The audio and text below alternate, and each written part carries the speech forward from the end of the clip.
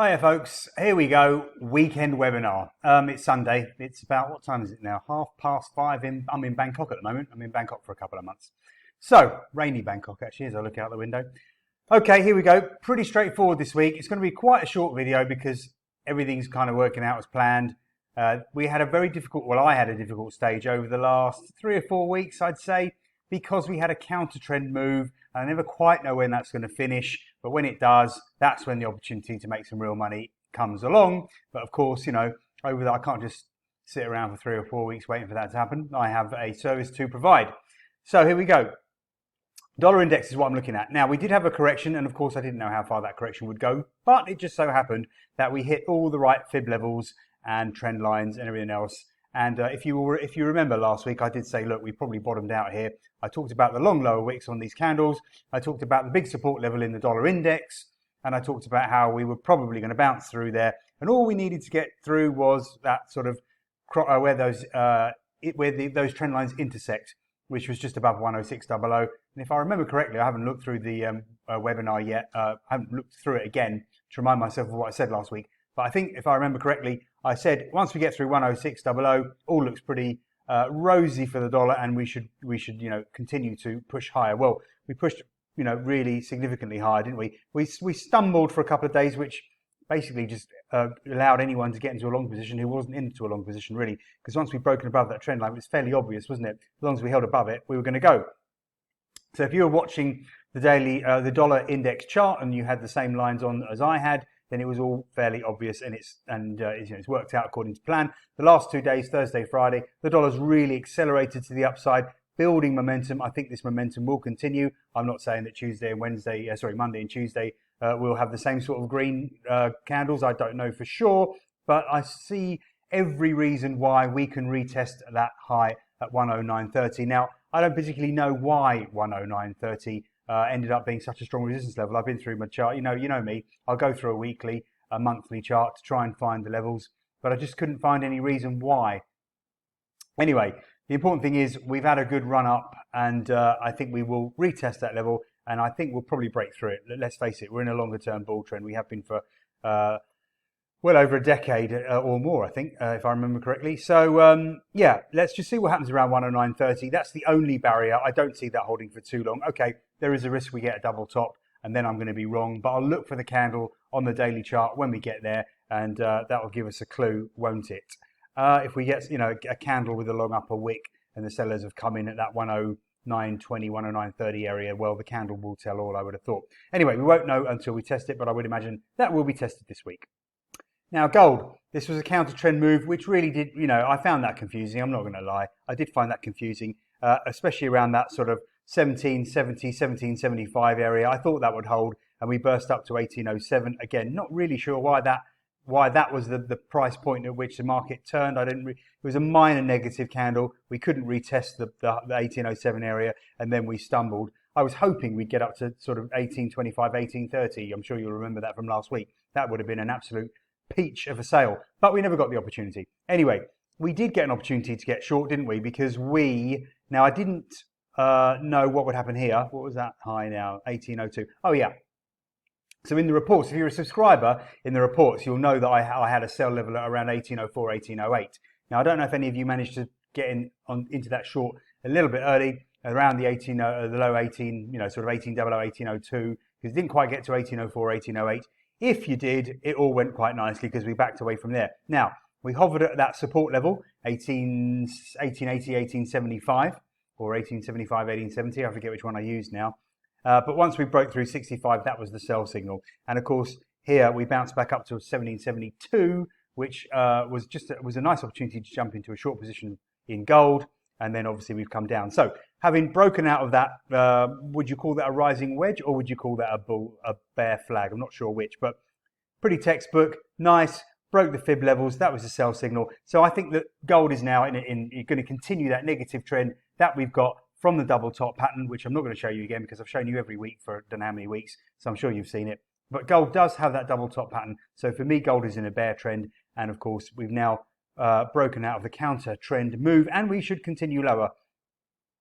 The levels are on the reports for you subscribers. If you're not a subscriber, well, look, we're going to head down. I'm not going to run through all the levels, but really I wouldn't be surprised to see a retest of that July low around 1680 eventually.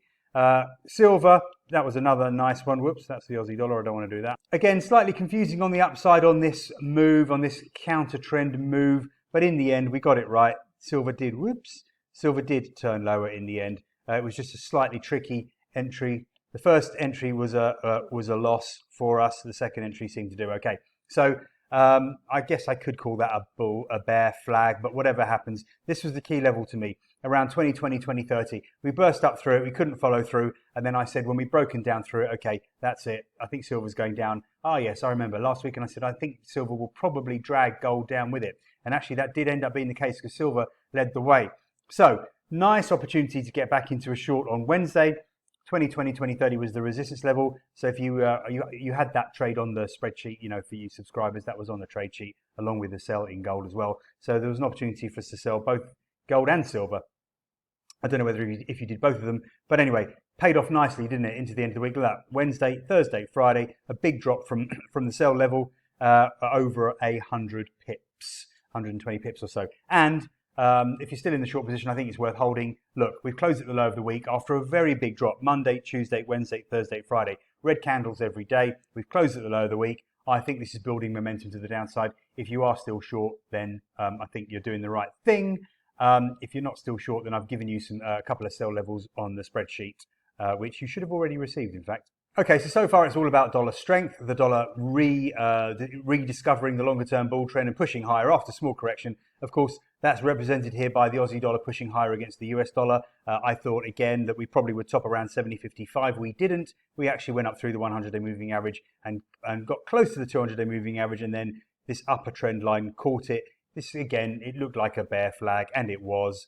I must admit, I wasn't too sure. I did try, I think we did have a sell level up there. We didn't quite reach it, did we? So that was a bit frustrating. Anyway, we broke down and we did get the sell signal. Actually, even though I didn't really catch this move particularly well, we did get the nice sell level on Thursday morning at 69.60, 69.70. So we did sort of capitalize on around half of that move to the downside.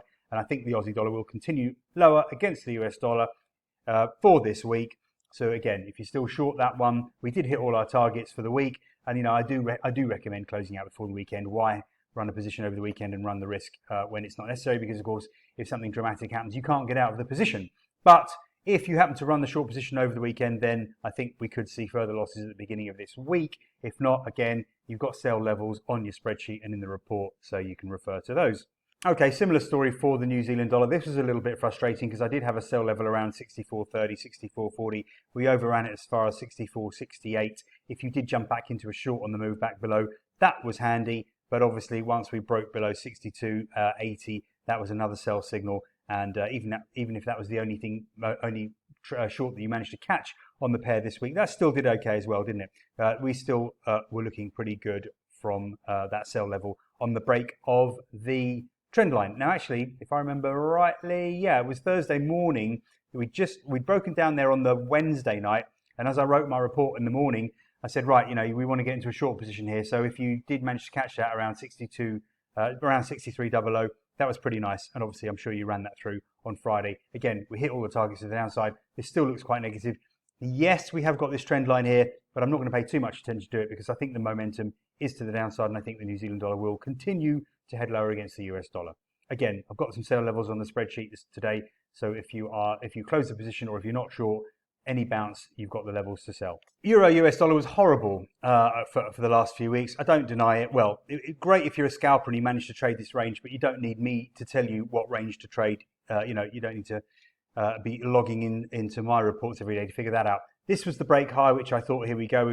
This is it. We're going to move now after this consolidation. But all we did was hit the trend line and reverse. Trend line and 50-day moving average. That's the black line. Trend line going back to February. Hit that. That obviously, I assumed it fooled more people than myself. Any shorts stopped out just before the market then plunged, hit the lower trend line, and then broke down. So again, I wasn't sure how long this would hold. I just didn't know if this was going to be a continued sideways trend. The euro was holding up quite well against the US dollar. But of course, once that level was broken, that was a sell. And the euro should now resume that longer term bear trend. I mean, the euro has been trending lower against the dollar for a long time. And there is clearly clearly that it does seem to me that trend has resumed, and we're going to head down towards 99.50 and probably break that too. I don't really know why 99.50 ended up being such a good support level. I couldn't see anything on the longer term chart. So let's see what happens. Okay, maybe yet again there is a chance of a double bottom. There is a chance of a double top in the dollar index, but I don't fancy it. But let's just keep an eye out and see if we get any positive candles when we retest that level, just in case I'm wrong. I'll try and look at some extra markets. Okay, dollar Swiss, I haven't got a report on that, obviously, as you know, but this chart has been confusing, really. I'm glad I left it alone. We broke the 200-day moving average in that trend line. That would have fooled me. I would have suggested that was a sell signal. So I'm quite glad I left it alone. Anyway, a really good bounce last week. 1, 2, 3, 4, 5 days in a row. So every day last week we pushed higher. Looks like we're going to test the 100-day moving average in the trend line, which is around 96.50 to 96.70. That's going to be my target for the week. That's going to be the first resistance level. Probably ties in with these highs here, does it? Yeah, 96.50. So that's going to be the key level. Maybe that'll be the high for the week. Maybe the market will reverse from there. But eventually, I think we'll push above sort of 96.85, shall we say. That gives it 10 pips above the trend line. And then if that happens, we can consider that the trend is broken and we can push on. Longer term, what are we in? Just remind myself. Bull trend for the US dollar, is it? Yeah, kind of. Lots of sideways action, which is actually why I don't report daily on this dollar Swiss. It does spend a lot of time going sideways, and I just don't like those kind of markets. Cable has its moments. Sometimes it's good to follow, sometimes it isn't. Right now, I'm struggling with it. Certainly, this counter trend move I struggled with. Unfortunately, we didn't get a chance to sell up at the 38.2% fib level. There was lots of mucking around here. I mean, I don't know. How do you trade that? That's just something that I should avoid. Anyway, this trend line was the one that worked, but I will admit this confused me. I think one of the days in the middle of that, I wrote in the report that I just don't know what's going on. Leave it alone. There are better Forex markets to trade. Anyway, we broke down through that trend line now, and of course we are plunging. We did on Wednesday, Thursday, Friday. Retest this low down at 117.57. I don't think that's going to hold for long, and I do think we'll break lower, and I do think the pound will continue to fall against the US dollar. Now, big consolidation for Bitcoin. This looks to me, I mean, I've talked about this for a while, probably a bear flag. I called the crypto markets in the middle of November last year. I said that's the high. We're going to go down. Now, I will admit I didn't know we were going to collapse so far. I couldn't possibly have known that, but I think I've stuck with the trend for most of this year. And I know a lot of you have written to me and said, "Hey, look, thanks, you saved me from losing a lot of money. I got out of my crypto thanks to your videos." So I'm really pleased that I've helped you. If I did help you, please let me know. Stick some comments down. It's nice for me to hear that. Okay, and unfortunately, if you're still bullish on crypto, or if you're buying it thinking we've bottomed out, I don't think that is the case. I hope I'm wrong if you are long. I don't want to influence you too much. I don't want to get you out of a position just before it takes off. But my perspective here is that this is a bear flag, just like we've seen in the other dollar pairs. Again, this is Bitcoin versus the dollar. 21,400 is where we're trading right now. So we're just holding above this little 23.6% fib line, which isn't anything too serious. This is the lower trend line to what looks like a bear flag to me. And I think we're going to break down. Look, we fell at the first hurdle. This 23.6% fib around 24,700. Coupled with the 100-day moving average, we just, as soon as we, any recovery, the first hurdle, crypto just falls. There's just no conviction. Couldn't even get through there for a couple of days, and the market's just turned around and flopped. So I just don't see any conviction in the market from the bulls. A break below, let's say 20, say 600, something like that, should confirm further moves to the downside. Doesn't look good. Ripple, even worse. Got too many lines on there, really littering it with lines just through this horrible sideways pattern here. But well, Ripple did try to get above the 100-day moving average, but it just couldn't hold it. Broke below the 100, broke below that sort of lower trend line of what I could maybe say is, well, it's certainly consolidation. I could argue it's a bear flag maybe, but now again, down we go. And Ethereum, same sort of thing. Ethereum was the one market of the three where I thought, okay, maybe there's a chance for the bulls here. If you read the report, if we can hold above 1,800, there's a chance for the bulls, but of course we couldn't. And this ended up being a bear flag as well by the looks of it, and we turned down. We're now testing some support around the $1,500 area. We've got the 100-day moving average there, but look, I just don't see it. There's just no conviction from the bulls. They just can't keep this. They can't keep a good recovery going. So We break below sort of 1500, 1450. That's going to signal further significant moves to the downside. I don't think there's going to be an awful lot to stop us retesting the lows in those three cryptocurrencies. And really, I don't see those lows holding, if I'm honest. I think that eventually, and we'll look at this next week, I think these will break. I think we're going to see new lows in crypto before the end of the year. On the subject of the dollar, it's probably worth keeping an eye on the 10-year yields, which have been pushing higher of late. I had speculated that this could be a head and shoulders pattern and that could send yields lower, but that wasn't the case. We got this enormous bullish engulfing candle. That engulfed 2 days of down moves, and that triggered a nice recovery in bond yields. And we're well up through the resistance now. Well, look, the 100-day moving average, let me zoom into this. The blue 100-day moving average was doing a really good job of resistance for the 10-year T-note yield, but we're well through that now, burst through on Friday. This just looks like we're going to really build some momentum to the upside. We're going to see higher 10-year yields in the US as well. What else can I talk about today? Okay, stock markets. I teased you last week and I said, look, I can't tell you what I think is going to happen in stock markets. It's not fair on my subscribers who pay me month in, month out, my loyal subscribers, you know, to give everything away on these weekend webinars. Anyway, I urged you to subscribe to get my trades of the week for the US indices, and so many of you did. So firstly, thank you so much for that. I really appreciate it. Obviously, you know, it's nice to get paid for what I do. I do like to give a lot of stuff away for free, but obviously I do have to feed my kids and send them to school. So I appreciate the subscribers. Thank you. And I just want to show you how nicely it works. You know, 42.25, 42.35, 43.25, 43.35 was the sell level, and it was obvious. Just a long-term trend line, 200-day moving average, bang. There we go, just below the 61.8% fib. Very overbought in what I believe is a developing bear trend. Nice sell opportunity.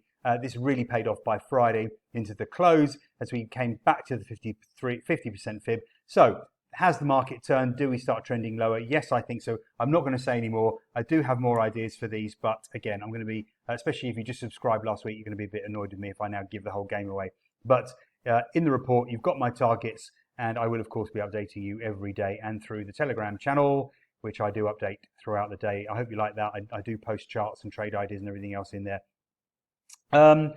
That's it. I'm not going to say any more. I think that's it. That's 17 minutes. Hopefully there's enough information there for you. If you've got any questions, put them in the comments box down below. If you've got any, of your own opinions about what I've talked about today, put them in the comments. I'd love to read them.